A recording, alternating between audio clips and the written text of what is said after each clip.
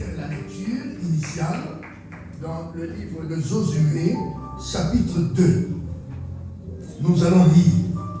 La Bible dit, Josué, fils de Nun, fit partir secrètement de Sittim 2 espions, en leur disant, allez, examinez le pays, et en particulier Jéricho. Ils partirent et ils arrivèrent dans la maison d'une prostituée qui se nommait Rahab, et ils y couchèrent. On dit au roi de Jéricho, voici, les hommes d'entre les enfants d'Israël sont arrivés ici cette nuit pour explorer le pays. Le roi de Jéricho envoya dire à Rahab, fais sortir les hommes qui sont venus chez toi, qui sont entrés dans ta maison, car c'est pour explorer tout le pays qu'ils sont venus. La femme prit les deux hommes et les cacha. Et elle dit, il est vrai que ces hommes sont arrivés chez moi, mais je ne sais pas d'où ils étaient. Et comme la porte a dû se fermer de nuit, ces hommes sont sortis, j'ignore où ils sont allés, hâtez-vous de les poursuivre et vous les atteindrez.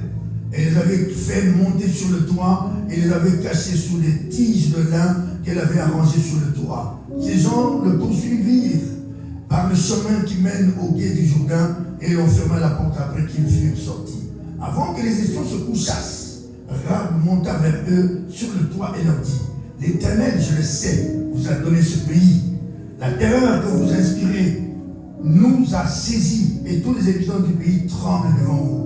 Car nous avons appris comment, à votre sortie d'Égypte, l'Éternel a mis à sec devant vous les eaux de la mer Rouge et comment vous avez traité les 2 rois des Amoréens au-delà du Jourdain, Sion et Og, que vous avez dévoués par interdit.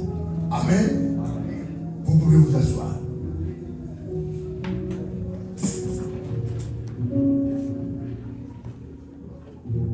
Le thème que j'intitule dans ce texte, je parle des exploits de Rahab. Quand nous lisons Josué chapitre 2, n'est rien d'autre que la conséquence de Josué chapitre 6. Alléluia. Quand nous rentrons dans le livre de Josué chapitre 6, nous voyons Dieu dit à Josué, je livre entre tes mains Jéricho, son roi et ses vaillants soldats. Il dit, je livre entre tes mains Jéricho, son roi et ses vaillants soldats. Donc nous voyons par là que Dieu veut faire rentrer Josué dans une autre dimension de choses surnaturelles. Quand Dieu parle de je livre entre tes mains Jéricho, le roi et ses vaillants soldats, c'est une déclaration de guerre. Alléluia. Mais notre Dieu n'a pas peur de la guerre. La Bible dit la guerre se trouve dans le cœur de Dieu. Nous avons un Dieu de guerre, un Dieu qui est gentil, qui fait du bien, bon, mais quand il s'agit de la guerre, il se lève. Et à chaque fois qu'Israël marchait avec Dieu, obéissait aux préceptes de Dieu, toutes les guerres qu'Israël rencontrait, ils avaient la victoire. Alors vous savez, quand il y a une guerre, que ce soit dans le domaine naturel, tout comme dans le domaine surnaturel, il y a toujours une stratégie. Mais dans le jargon militaire, le mot stratégie perd sa place, ça prend le mot de stratagème, c'est-à-dire la stratégie dans le combat. Alors, qu'est-ce qui se passe? Quand Dieu dit à Josué, je livre entre tes mains Jéricho, son roi et ses vaillants soldats, Dieu souligne ses vaillants soldats. Pourquoi? Parce que Jéricho avait des soldats aguerris. C'était des gens qui étaient forts, qui avaient la capacité de détruire les armées. Mais Dieu ne tient pas compte des capacités de ses soldats. Quand Dieu veut faire quelque chose, Dieu ne s'appuie pas sur les capacités des hommes. Dieu n'a pas peur des capacités des hommes. Dieu s'appuie sur ses propres capacités et il rend l'homme capable et il dit avance. Alléluia.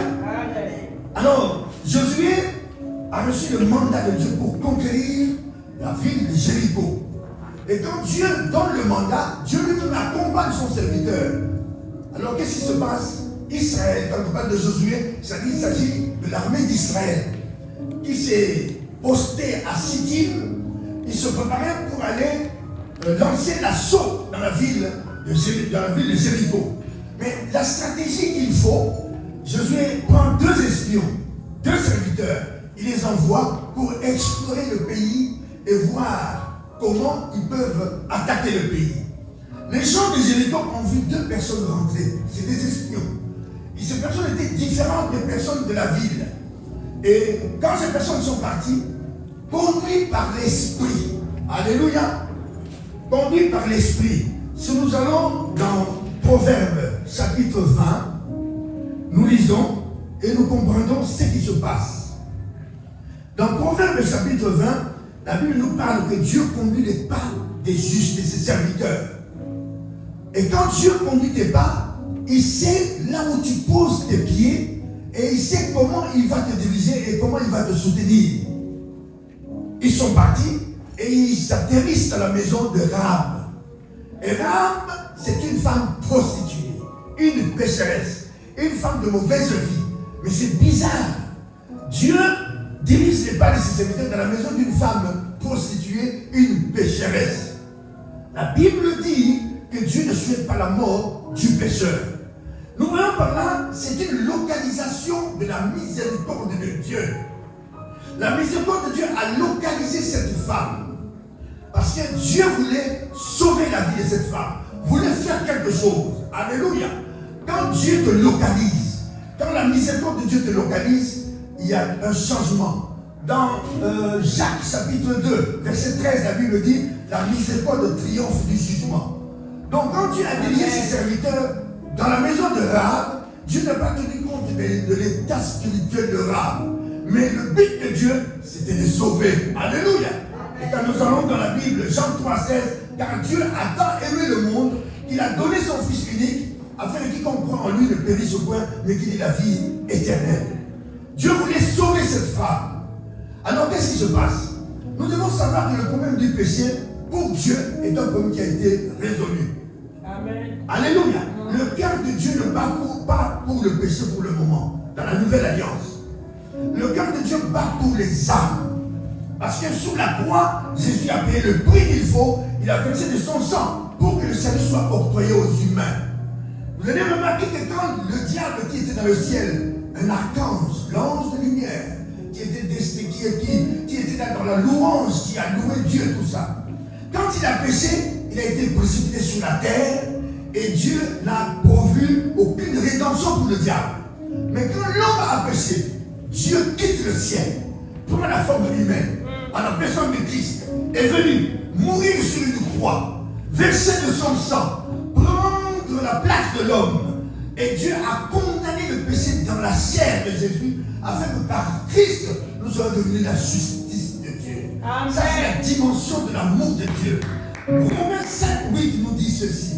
Dieu prouve son amour, à tel point que quand lorsque nous étions encore des pécheurs, Christ est mort pour nous. Être pécheur ne veut pas dire quelqu'un qui pêche.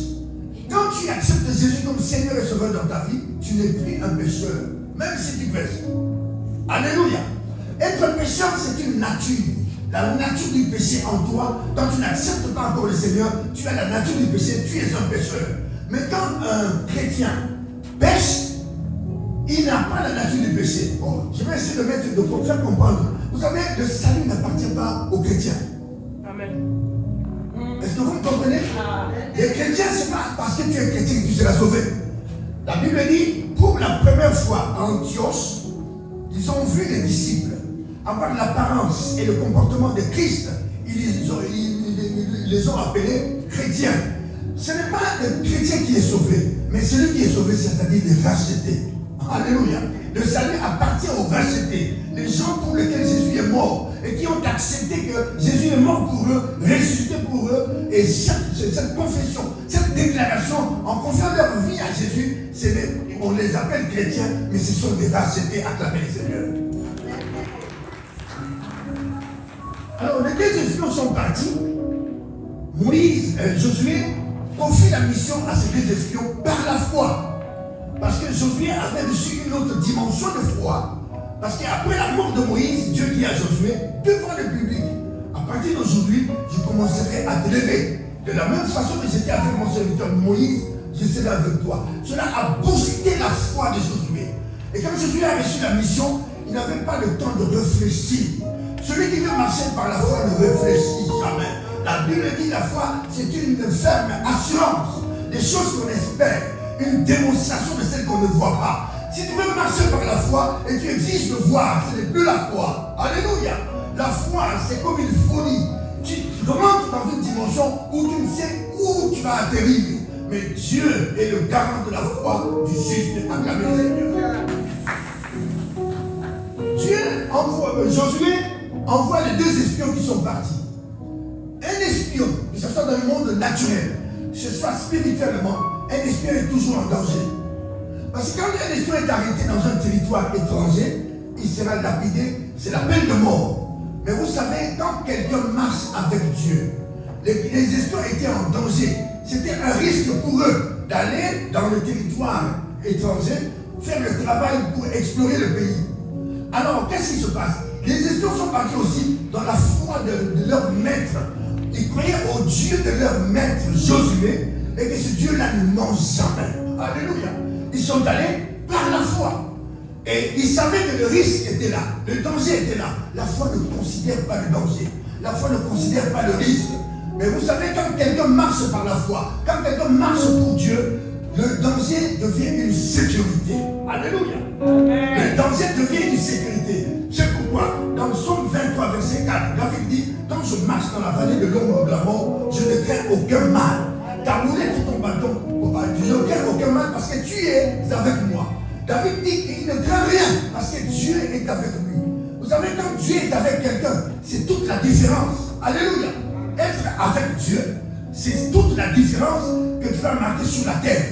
Je ne crains aucun mal parce que tu es avec moi. Ta moulette et ton bâton me rassurent.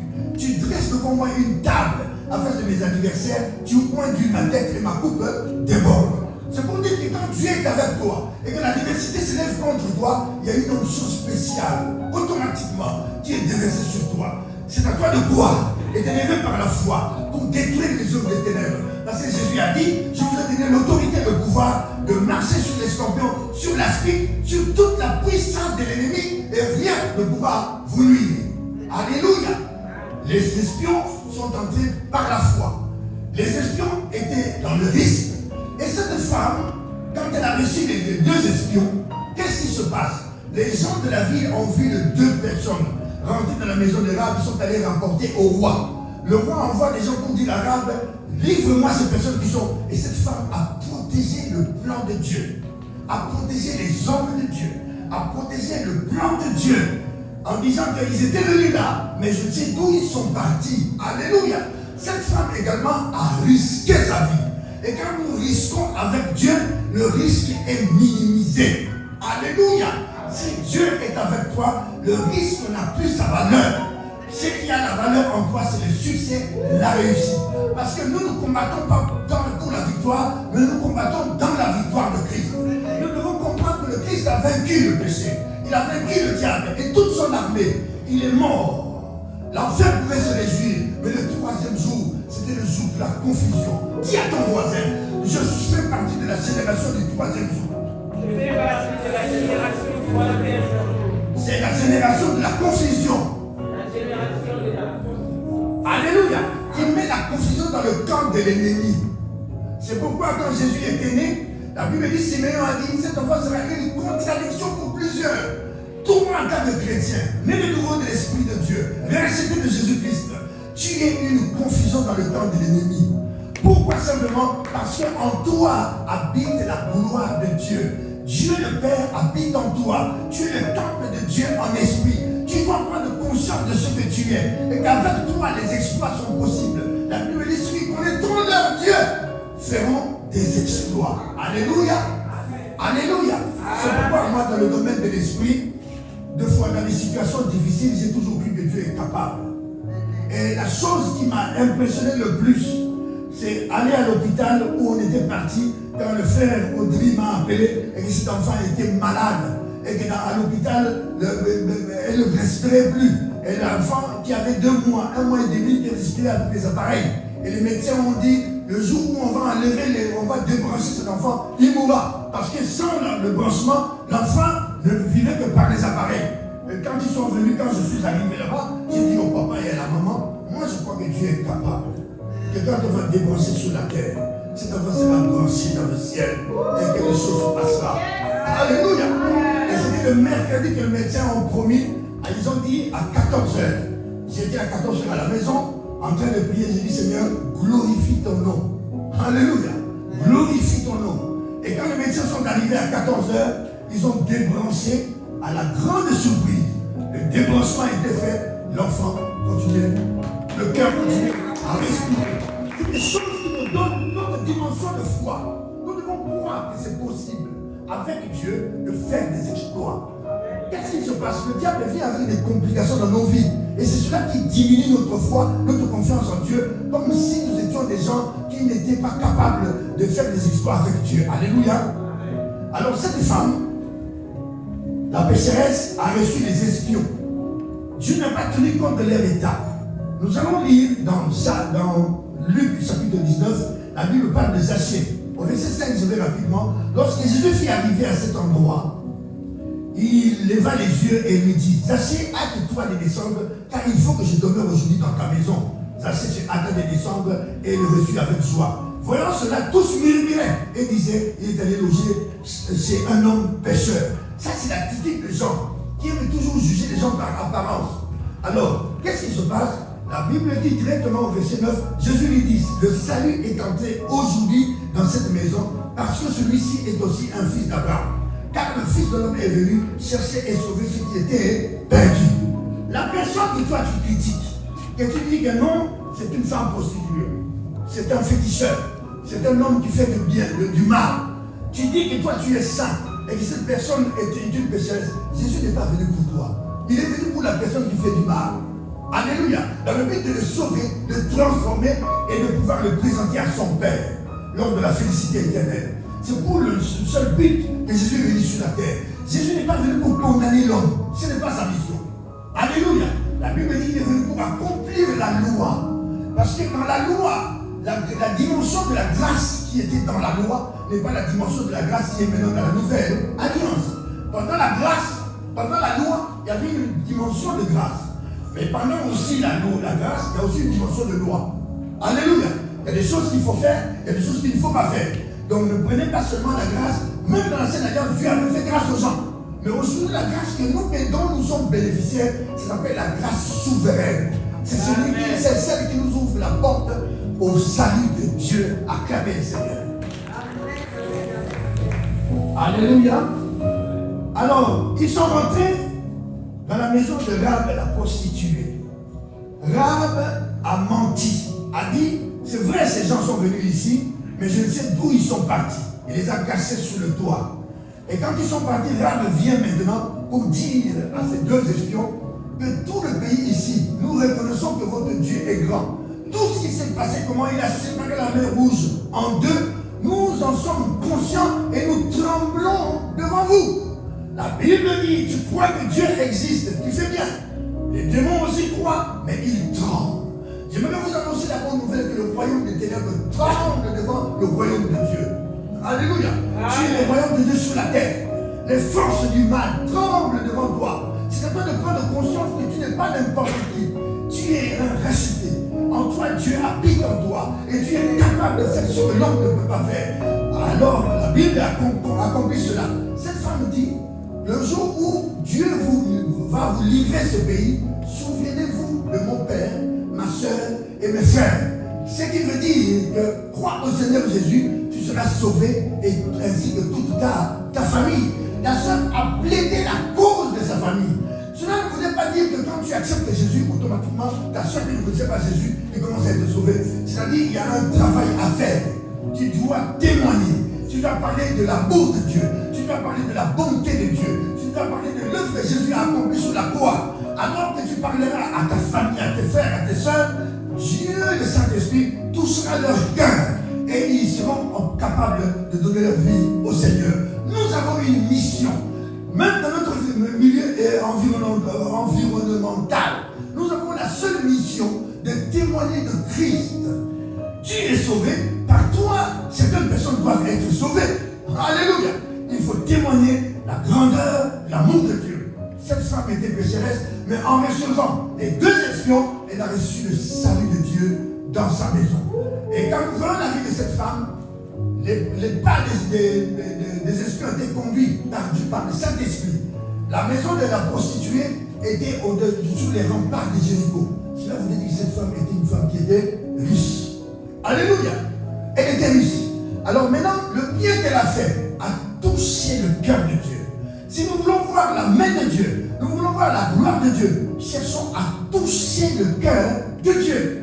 Quand le cœur de Dieu est touché, Amen. tout est possible. La bénédiction est possible. L'élévation est possible. Amen. Le miracle est possible. Il faut toucher le cœur de Dieu. Alors, Jésus a dit dans Jean, il dit que l'œuvre de Dieu, c'est quoi? C'est les hommes que tu as, celui que tu as envoyé. Les hommes de Dieu, les femmes de Dieu sont appelés dans la Bible les œuvres de l'Éternel. L'œuvre de l'Éternel, c'est aussi des gens. Alléluia. Alors quand on fait du bien, allons rapidement dans Exode chapitre 1 pour comprendre ce que Dieu veut nous dire par là. Exode chapitre 1er. Rapidement.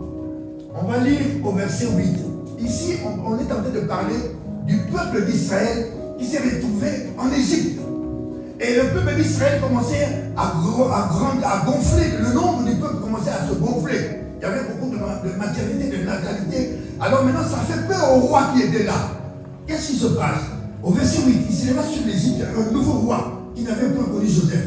Il dit à son peuple, voilà les enfants d'Israël qui forment un peuple plus nombreux et plus puissant que nous. Alors montrons-nous habiles à son égard, empêchons qu'il ne s'accroisse et qu'il survienne une guerre, il ne se joigne à nos ennemis pour nous combattre et sortir ensuite du pays.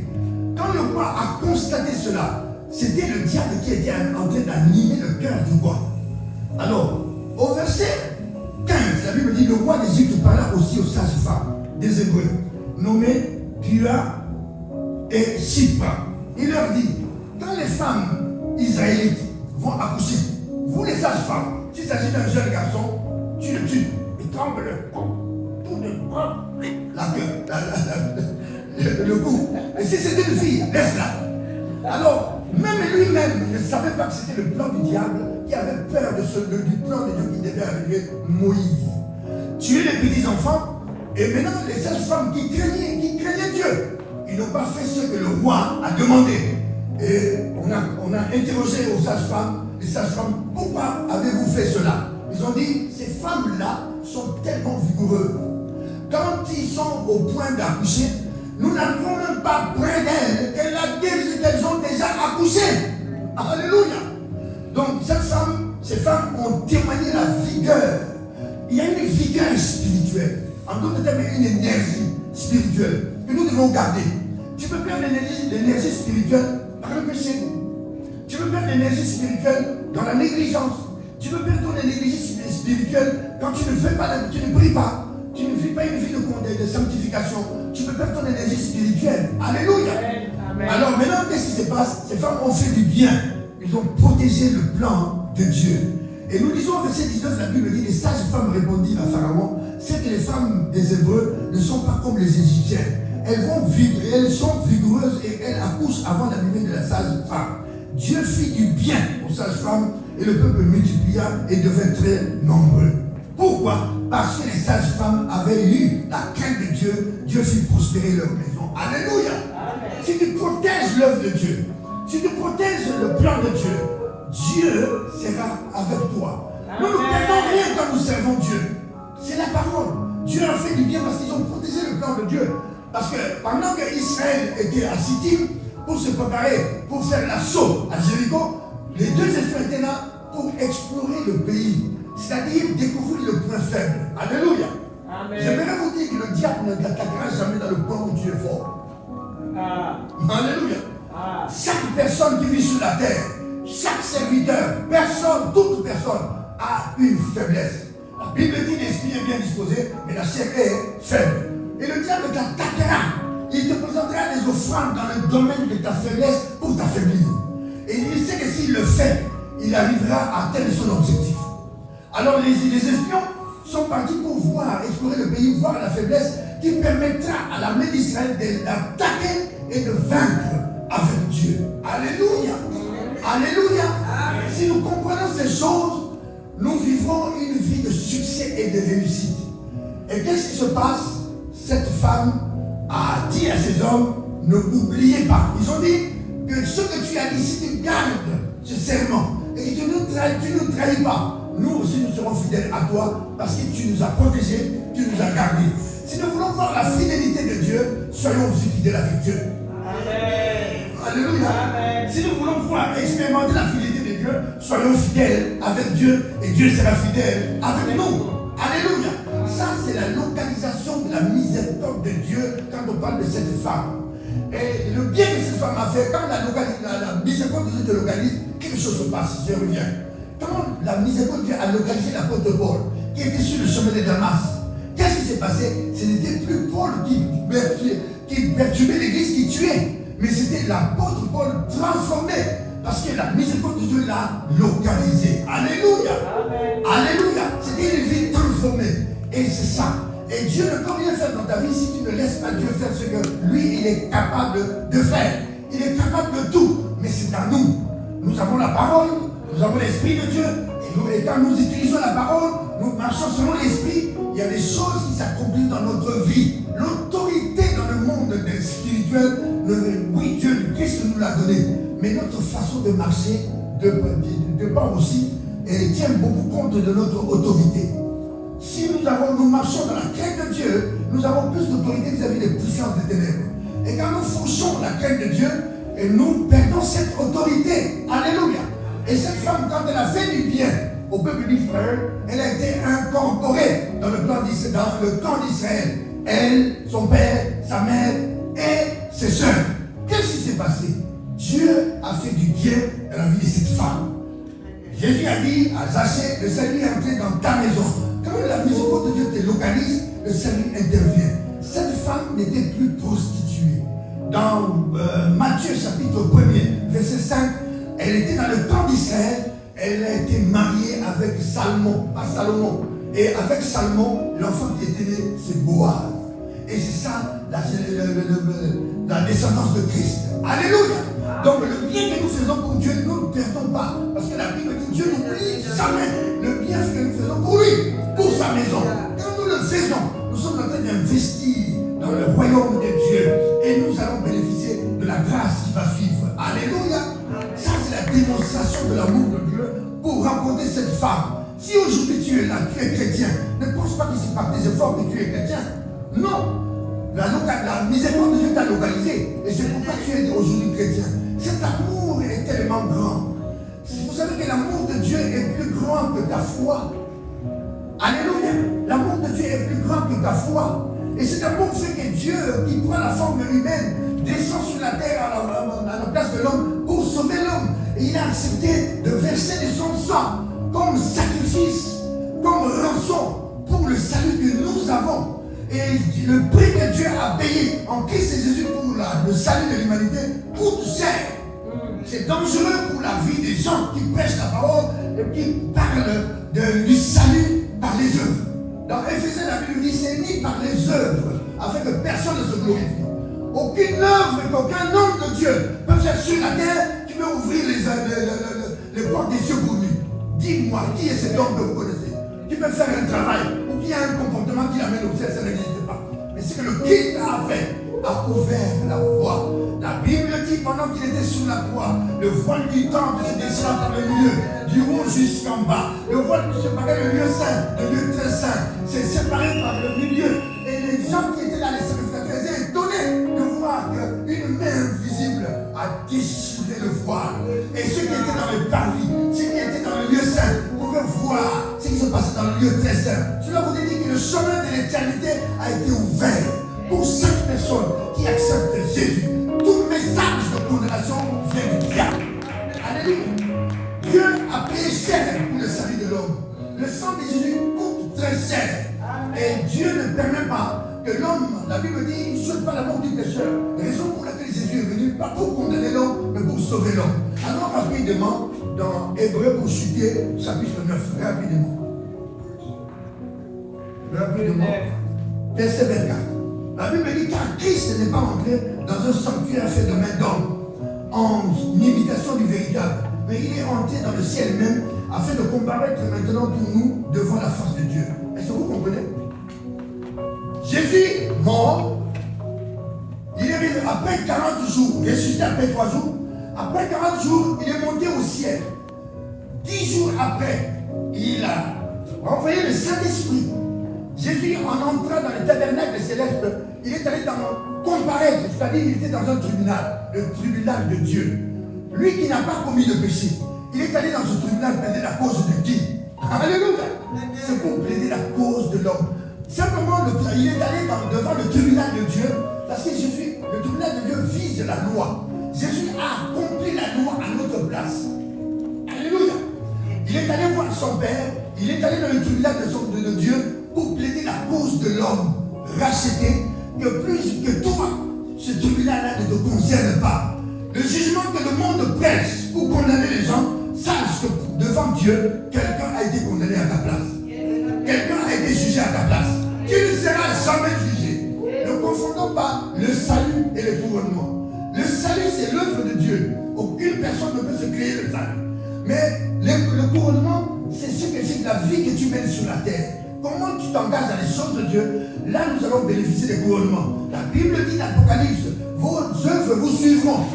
Quelle œuvre va vous suivre? Ce n'est pas l'œuvre pour le salut. C'est les œuvres qui vont nous suivre. C'est les œuvres qui vont nous apporter les couronnements. Parce qu'il y a des couronnements qui nous attendent dans le ciel.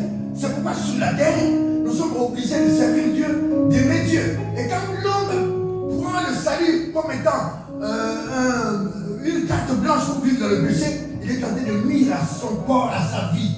Le diable peut te percuter, il peut te détruire. Tu peux mourir avant l'âge à cause du péché. Bien que tu es sauvé, mais tu meurs avant. Tu peux connaître des difficultés, des dangers même dans ta vie, dans la vie de tes enfants, à cause de comment tu marches. C'est pourquoi il est important de marcher dans la crainte de Dieu. Pas parce que nous avons peur, parce que nous aimons Dieu. Alléluia. Et le Christ a fait le travail. Et ensuite, il est allé s'asseoir à la droite du Père. Sur la croix. Dans le monde, quand il était là, c'était le Christ, le libérateur. Et sur la croix, c'était l'agneau. L'offrande sacrificielle devant Dieu. Au ciel, il est l'avocat assis à la droite du Père. Il est avocat pas pour les gens du monde, avocat pour les racheter. Pourquoi il est avocat? Parce qu'il a accompli le salut. Mais qu'est-ce qu'il fait encore à la droite du Père?